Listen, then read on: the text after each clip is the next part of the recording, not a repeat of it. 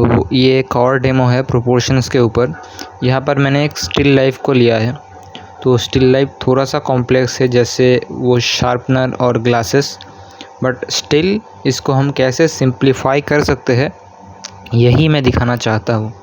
तो फर्स्ट मैंने कुछ सिंपल बेसिक से लाइंस लिए हैं। आउटलाइंस नहीं, मतलब पूरा कॉम्पोजिशन या सब्जेक्ट जो है वो इस बॉक्स के अंदर या ऐसी शेप्स के अंदर आ जाएंगी। एकदम टॉप पार्ट कौन सा है, एकदम डाउन पार्ट कौन सा है, और लेफ़्ट और एकदम राइट पार्ट कौन सा है। मैंने सिर्फ एक्सट्रीम पार्ट्स को या एक्सट्रीम लाइंस को देखा है। मैं डिटेल्स पर नहीं जा रहा, सिर्फ लाइंस और शेप्स को देख रहा हूँ कि कौन सी लाइंस कैसी है। और अभी तो मैं शेप्स भी नहीं देख रहा, बिल्कुल सिंपल सी लाइंस को देख रहा हूँ कि लाइंस एक्चुअली कैसी है, किस एंगल पे कौन सा लाइन है। मैं सिर्फ उसी पर फोकस कर रहा हूँ और कोई भी चीज़ को नहीं देख रहा, क्योंकि बिगिनिंग की स्टेजेस पे हमें सिर्फ इसी चीज़ पर फोकस करना होता है, लाइंस ओनली। उसके बाद हम धीरे धीरे बाकी सारी चीज़ों पर जाते हैं। बहुत लोग इस स्टेज को हड़बड़ाते हैं, बहुत जल्दी फिनिश करना चाहते हैं, बट यहाँ पर आपको सबसे ज़्यादा फोकस देना होता है। ओके, सो आप देख सकते हो कि मुझे जहाँ पर लग रहा है, मैं सिर्फ गेस कर रहा हूँ कि यहाँ पर ऐसी चीज़ें, एक रफ़ गेस दे रहा हूँ, यहाँ पर ये आएंगी, ये चीज़ें यहाँ पर ही आएंगी। तो कहीं पर जब गलती हो रही है मिटा रहा हूँ। एंड ऐसे ही मैं कुछ स्ट्रेट लाइंस में गेस कर रहा हूँ, सिर्फ लाइंस। और जो बिग शेप्स होते हैं मैं भूल जा रहा हूँ कि कोई सब्जेक्ट है, कोई स्टिल लाइफ है या कोई फेस है। सिर्फ मैं लाइंस को देख रहा हूँ और कुछ नहीं। और मैं यहाँ पर कोई जल्दबाजी नहीं कर रहा कि चलो इसे जल्दी जल्दी ख़त्म करते हैं, अभी तो शेडिंग बाकी है। नहीं, मुझे इसी पर फोकस करना होगा, क्योंकि ये मेरा बेस पार्ट है, मेरा फाउंडेशन है। इसको मैं जितना टाइम दूंगा, जितना स्ट्रॉन्ग बनाऊंगा, बाद की लेवल्स, बाद में जो चीज़ें आएंगी वो ऑटोमेटिकली मेरे लिए इजी हो जाएंगी। इसीलिए लाइंस, एंगल्स, प्रोपोर्शन, इस पार्ट को आपको हमेशा धीरे धीरे ध्यान से ऑब्ज़र्व करते हुए करना ज़रूरी है। ओके, अभी आप देख पाओगे कि अभी मैं कुछ इंडिविजुअल टॉपिक्स पर जा रहा हूँ, जैसे वो टेप। अभी भी मैं नहीं देख रहा कि वो टेप है, टिश्यू है, कुछ भी है। सिर्फ शेप्स और लाइंस को देख रहा हूँ कि लाइंस कैसी है, सारे प्लेसमेंट्स ठीक ठाक है कि नहीं। इन सारी चीज़ों पर मैं फोकस कर रहा हूँ। अभी मैं थोड़ा थोड़ा कर्व्स ऐड कर रहा हूँ, सिर्फ टिश्यू के उस पेपर के लिए, क्योंकि उसमें एक फ़्लो है इसीलिए। नहीं तो मैं उस पर भी लाइंस ही यूज़ करता, सिर्फ स्ट्रेट लाइंस यूज़ करता। और ये भी आपको जानना ज़रूरी है कि पहले सिर्फ स्ट्रेट लाइन को यूज़ किया जाता है, उसके बाद आर्टिस्ट बाकी चीज़ों पर आते हैं। अभी मैं धीरे धीरे लाइंस को मिटा रहा हूँ, क्योंकि अगर आपकी पिक्चर में जितनी ज़्यादा लाइंस होंगी, आपकी कॉन्फिडेंस भी उतनी कम हो जाएंगी, मतलब कन्फ्यूजन बढ़ जाएगा। लाइंस को इसीलिए हमेशा कम रखना होता है। ओके, एंड मैं फिर से मिटा कर धीरे धीरे चीज़ों को देख रहा हूँ कि कैसी है। पहले मैंने बड़ी शेप्स को लिया, उसके बाद उसको मैंने मिड शेप्स में डिवाइड किया। अब मैं छोटे छोटे शेप्स पर जा रहा हूँ कि कहीं पर कुछ कर्व्स है, कहीं पर कुछ छोटे छोटे ब्रेक्स हैं, उन जगह पर मैं फोकस कर रहा हूँ। जैसे चश्मा जो है उसका शेप ठीक में नहीं ला पा रहा, मैं फिर मिटाकर फिर कोशिश कर रहा हूँ कि जो एकदम बेसिक सा शेप है उसमें इसे डिवाइड कर सकूँ।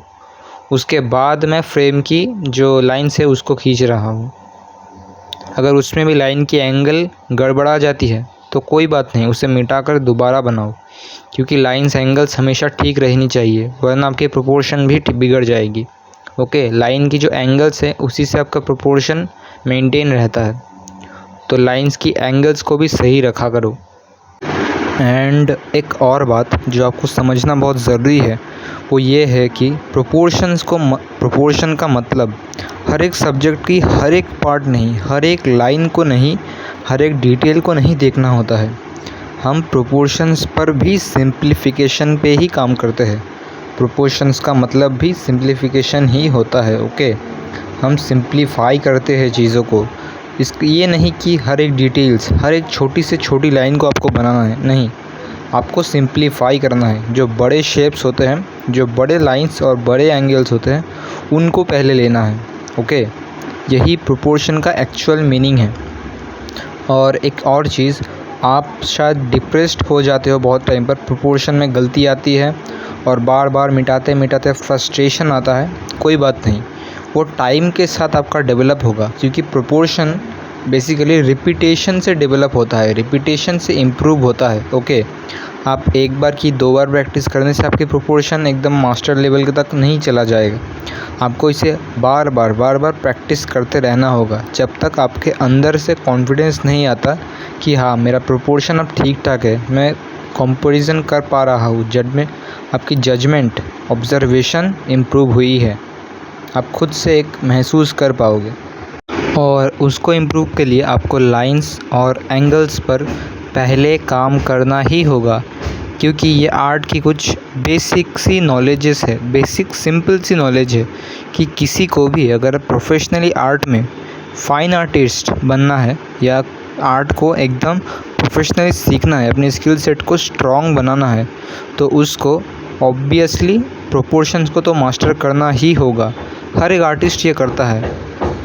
ये एकदम बेसिक, एकदम फाउंडेशनल स्टेज है आपकी, जिसको आपको फर्स्ट मास्टर करना होगा, उसके बाद आप दूसरे लेवल पर जा पाओगे। ओके, क्योंकि प्रोपोर्शन ड्राइंग कोई टेक्निक नहीं है ड्राइंग की, ये एक कॉन्सेप्ट है अपनी इमेज या रेफरेंस को एग्जैक्टली वैसे ही ड्राइंग करने का जैसा वो दिख रहा है। ओके, इसको प्रोपोर्शन कहा जाता है, यही प्रोपोर्शन का मेन कॉन्सेप्ट है। बहुत लोग अपनी प्रोपोर्शंस पर काम नहीं करते, बट वो लोग दूसरी चीज़ें जैसे कोई रियलिस्टिक ड्राइंग पर काम करते हैं, बट उन्हें ये नहीं पता कि प्रोपोर्शन ही रियलिस्टिक ड्राइंग का सीक्रेट है। और आपको पहले रियलिस्टिक ड्राइंग पर भी फोकस नहीं करना है, पहले आपको बेसिक चीज़ें, फंडामेंटल चीज़ों को जानना होगा, उनके बारे में जानना होगा, उन्हें मास्टर करना होगा। उसके बाद ही आप दूसरी चीज़ों पर जा पाओगे, जैसे कोई टेक्निक्स, कोई स्पेसिफिक मीडियम, इन सारी चीज़ों पर पहले आपको बेसिक फंडामेंटल्स को जानना होगा। और यही proportions, lines, angle, shape, value, ये सारी चीज़ें बेसिक फंडामेंटल प्रोपोर्शन के अंदर ही आती है। ओके, और एक बात मुझे जो लगता है कि इसमें किसी बिगिनर की भी गलती नहीं है, क्योंकि उसको नॉलेज नहीं है, उसको क्लैरिटी नहीं है। बट इसका मतलब ये नहीं कि आप धड़े के धड़े रह जाओ, आपको उठना होगा, आपको नॉलेज को ढूंढना होगा।